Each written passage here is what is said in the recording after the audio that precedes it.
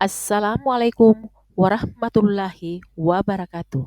Saya Olis Ineo, calon guru penggerak Angkatan 8, SMP Negeri 1 Suwa Timur, Kabupaten Bone Bolango, dengan fasilitator Banun Rohmaningsi MPD dan pengajar praktik Yusliawati Tambung MPD, akan memaparkan tugas demonstrasi kontekstual modul 2.2 tentang pembelajaran sosial dan emosional. Berikut ini implementasi kompetensi sosial emosional pada rencana perangkat pembelajaran yang telah saya buat. Rencana pelaksanaan pembelajaran atau RPP yang saya buat pada materi getaran. Rencana pelaksanaan pembelajaran. Bagian A, identitas. Satuan Pendidikan SMP Negeri 1 Suwa Timur. Mata pelajaran IPA, kelas 8 semester genap. Topik getaran, gelombang, dan bunyi dalam kehidupan sehari-hari. Subtopik getaran. Alokasi waktu 2 kali 40 menit. Bagian B, kompetensi inti yang meliputi KI 1, KI 2, KI 3, dan KI 4. Bagian C, kompetensi dasar.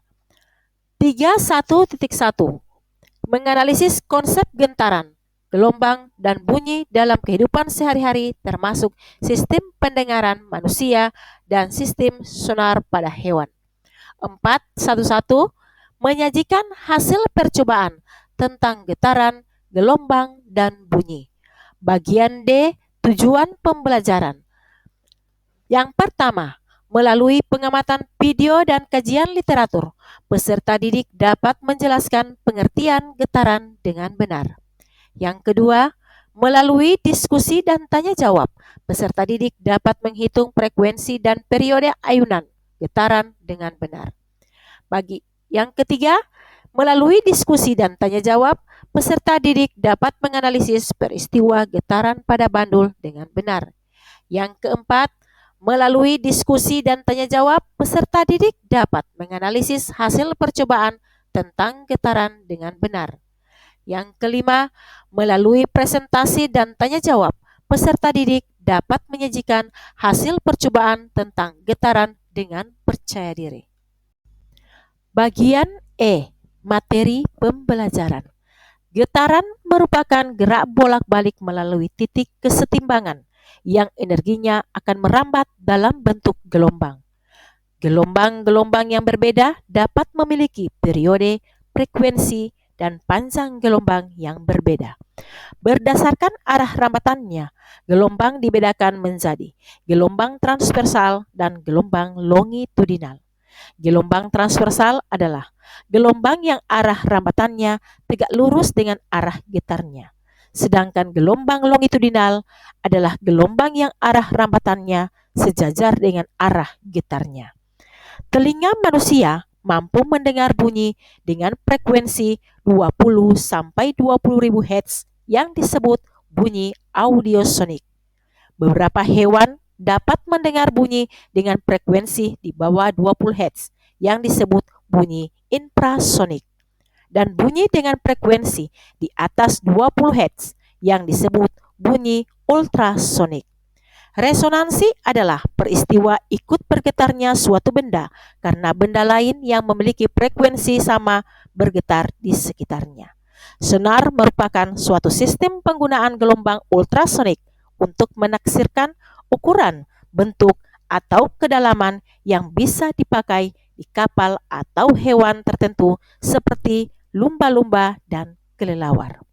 Bagian F, pendekatan, model, dan metode pembelajaran.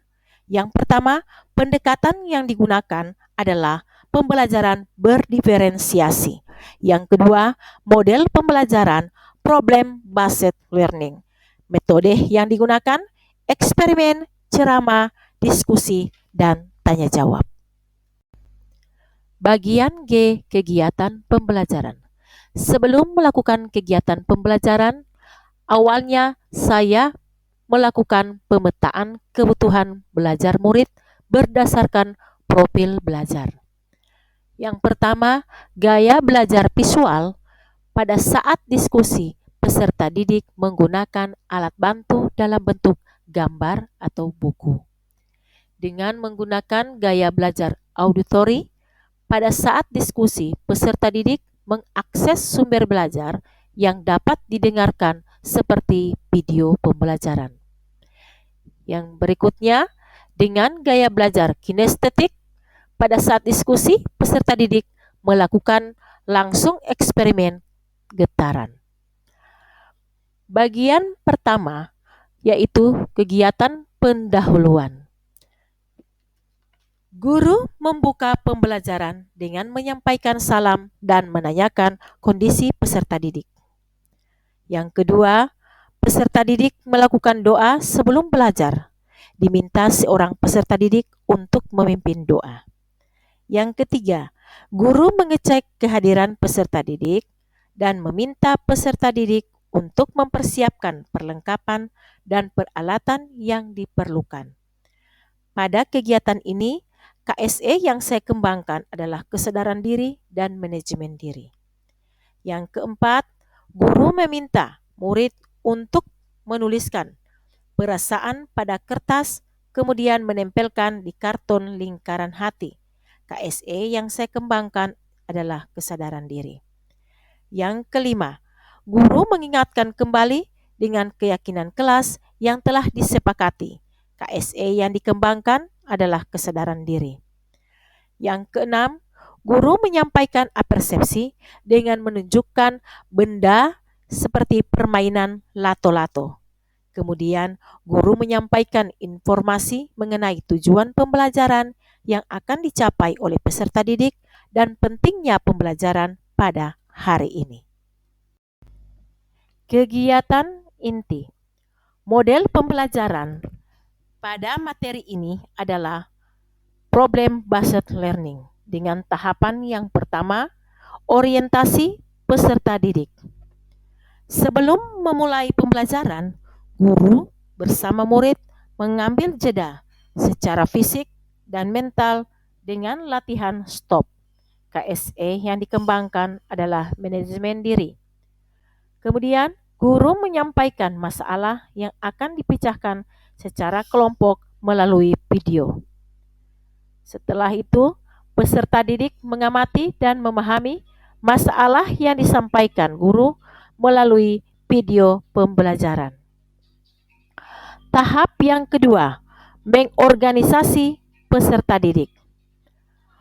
Guru memfasilitasi pengelompokan peserta didik berdasarkan profil belajar, gaya belajar auditori, visual, dan kinestetik. Kemudian, guru membagikan LKPD dan menjelaskan tugas serta memastikan setiap anggota memahami tugas masing-masing. Kemudian, peserta didik berdiskusi dan membagi tugas untuk mencari data yang diperlukan untuk menyelesaikan masalah sesuai dengan gaya belajarnya masing-masing. KSE yang dikembangkan kesadaran sosial. Kemudian, guru meminta peserta didik untuk dapat bekerja dengan temannya dan saling menghargai pendapat dalam kelompok. KSE yang dikembangkan adalah keterampilan berelasi. Tahap ketiga, membimbing penyelidikan individu dan kelompok. Peserta didik melakukan penyelidikan tentang getaran. Kemudian peserta didik dengan gaya belajar auditori, guru membantu siswa untuk mengakses sumber belajar yang dapat didengarkan, seperti video pembelajaran. Selanjutnya, peserta didik dengan gaya belajar visual, guru membantu peserta didik dengan menggunakan alat bantu dalam bentuk gambar dan bahan bacaan. Kemudian, peserta didik dengan gaya belajar kinestetik, guru membantu peserta didik untuk melakukan simulasi sederhana dengan menggunakan bandul, diferensiasi proses. Tahap keempat, mengembangkan dan menyajikan hasil karya. Yang pertama, peserta didik di dalam kelompoknya mengerjakan tugas-tugas produk hasil belajarnya sesuai kemampuan dan minat. Kemudian, peserta didik mempresentasikan produk hasil belajarnya secara bergantian dan peserta didik lain memberikan tanggapan. KSE yang dikembangkan, pengambilan keputusan yang bertanggung jawab dengan strategi pembelajaran diferensiasi produk. Selanjutnya, guru mengapresiasi atas hasil karya yang telah dipresentasikan peserta didik sesuai dengan gaya belajarnya. KSE yang dikembangkan, kesadaran diri. Tahap kelima, analisis dan evaluasi proses pemecahan masalah. Guru memfasilitasi analisis dan evaluasi hasil yang diperoleh peserta didik dan mengkonfirmasi hasil presentasi peserta didik dengan materi pada video pembelajaran. Bagian penutup. Guru membimbing peserta didik menyimpulkan pembelajaran. Guru memberikan evaluasi pembelajaran terkait materi yang sudah dipelajari. Kemudian guru melakukan refleksi atas pembelajaran yang telah dilaksanakan dengan bertanya kepada peserta didik, apa yang kalian rasakan setelah pembelajaran hari ini? Bagaimana yang paling menarik dari pembelajaran tadi? KSE yang dikembangkan adalah kesadaran diri. Menurutmu, apakah penting mempelajari getaran? KSE yang dikembangkan, pengambilan keputusan bertanggung jawab. Kemudian, tantangan apa yang masih kamu temui dalam mempelajari materi getaran ini? Bagaimana kamu akan berlatih untuk mengatasi tantangan tersebut? KSE yang dikembangkan adalah manajemen diri. Selanjutnya, guru menyampaikan topik pembelajaran yang akan dilaksanakan pada pertemuan berikutnya. Dan yang terakhir, guru menutup pembelajaran dengan salam dan berdoa. Bagian H, media, alat, bahan, dan sumber belajar. Bagian I, penilaian. Dalam penilaian, yang pertama adalah teknik penilaian sikap spiritual. Yang kedua, sikap sosial. Yang ketiga, penilaian pengetahuan. Dan yang keempat, penilaian keterampilan. Berdasarkan hasil analisis ulangan harian, peserta didik yang belum mencapai ketuntasan belajar diberi kegiatan pembelajaran remedial dalam bentuk yang pertama, bimbingan perorangan jika peserta didik yang belum tuntas di bawah 20%. Kemudian yang kedua, belajar kelompok jika peserta didik yang belum tuntas antara 20% dan 50%. Dan yang terakhir, pembelajaran ulang jika peserta didik yang belum tuntas lebih dari 50%. Suwawa Timur, Agustus 2023, Guru Mata Pelajaran Olis Ineu SPD, mengetahui Kepala Sekolah Haji Ismail Talib SPD. Pada lampiran 1, penilaian sikap sosial dan spiritual, di sini ditampilkan jurnal perkembangan sikap. Lampiran 2, penilaian keterampilan diskusi presentasi.